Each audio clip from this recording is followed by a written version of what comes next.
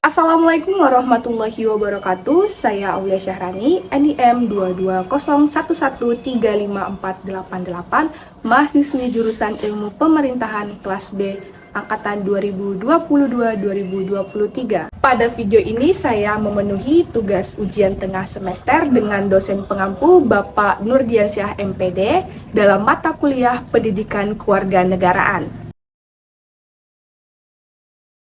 Negara perlu menyelenggarakan pendidikan kewarganegaraan secara terus-menerus bagi warga negara, khususnya para generasi muda, karena pendidikan kewarganegaraan membantu mengembangkan pemahaman yang lebih baik tentang hak dan tanggung jawab sebagai warga negara yang baik, dan membantu membangun masyarakat yang lebih baik dan lebih demokratis. Melalui pendidikan kewarganegaraan dapat membangun identitas nasional, membantu mempromosikan nilai-nilai kewarganegaraan seperti toleransi, keadilan, kesetaraan, dan partisipasi aktif dalam kehidupan politik dan sosial, membentuk sikap kritis dan bertanggung jawab pada generasi muda, dan membantu meningkatkan kesadaran politik pada generasi muda.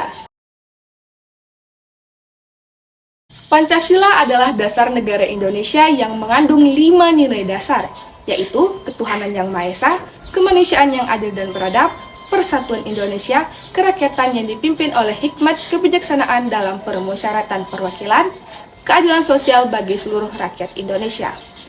Untuk mengaplikasikan nilai-nilai Pancasila dalam kehidupan bermasyarakat, berbangsa dan bernegara, terdapat beberapa cara yang dapat dilakukan, seperti pertama, mengaplikasikan nilai-nilai Pancasila melalui pendidikan kewarganegaraan yang masuk dalam kurikulum nasional, menjadikan Pancasila sebagai landasan politik berdasarkan pada sila keadilan sosial bagi seluruh rakyat Indonesia, keadilan sosial dan kesejahteraan rakyat sebagai landasan pembangunan ekonomi, dan lain-lain.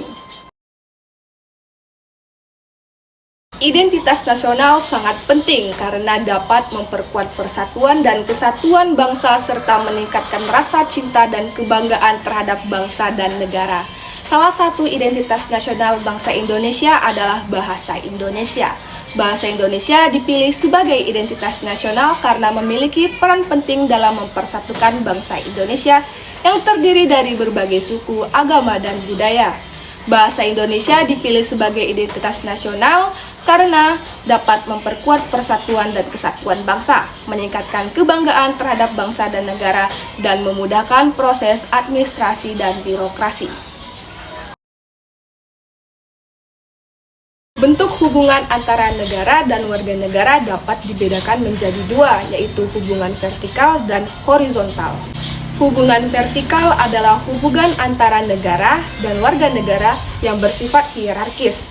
Hubungan ini mengatur hubungan antara pemerintah dengan warga negara dan mengatur tata cara pengambilan keputusan yang mengikat warga negara.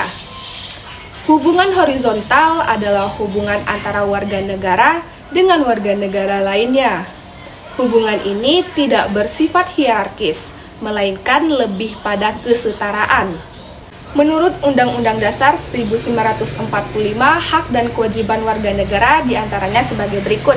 Yang pertama, hak warga negara yaitu hak untuk hidup, hak untuk beragama, hak atas kebebasan berserikat, berkumpul, dan mengeluarkan pendapat, hak atas pendidikan, hak atas kesehatan dan lingkungan yang sehat, hak atas perlindungan hukum.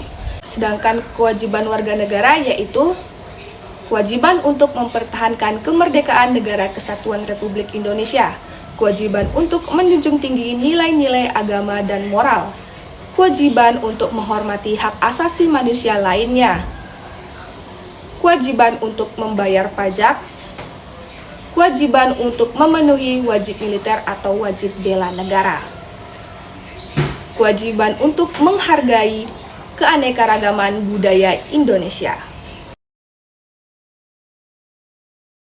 Adapun target yang saya tentukan setelah mendapat materi pendidikan kewarganegaraan di perguruan tinggi, saya memiliki kemampuan dan kesadaran yang lebih baik mengenai hak dan kewajiban sebagai warga negara Indonesia dan memiliki kesadaran mengenai pentingnya membangun negara yang bersih dari korupsi. Adapun upaya yang saya lakukan ialah menjadi agen perubahan dan mengajak masyarakat untuk turut serta dalam gerakan anti korupsi, mengawal dan memantau tata kelola pemerintahan melalui pengawasan terhadap kinerja lembaga pemerintah, dan menjadi teladan dalam tata kelola yang bersih dengan mempraktikkan perilaku anti korupsi dalam kehidupan sehari-hari. Pada tahun 2020, seorang aktivis bernama Raffio Patra ditangkap oleh polisi karena melakukan kritik terhadap Presiden Joko Widodo di media sosial. Raffio Patra dituduh melakukan tindakan penghasutan dan menyebarkan informasi yang tidak benar.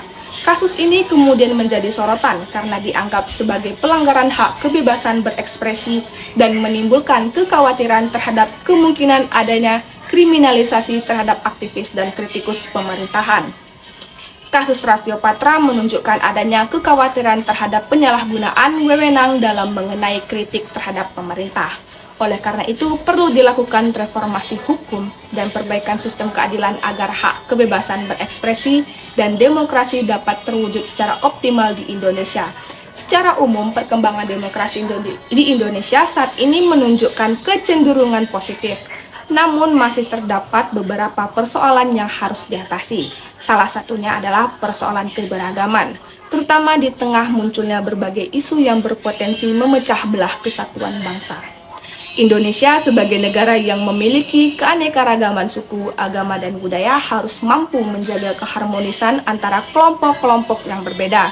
Hal ini dapat dicapai melalui upaya-upaya memperkuat kerjasama antar kelompok, menghormati perbedaan, serta meningkatkan kesadaran akan pentingnya nilai-nilai persatuan dan kesatuan dalam membangun bangsa yang lebih baik.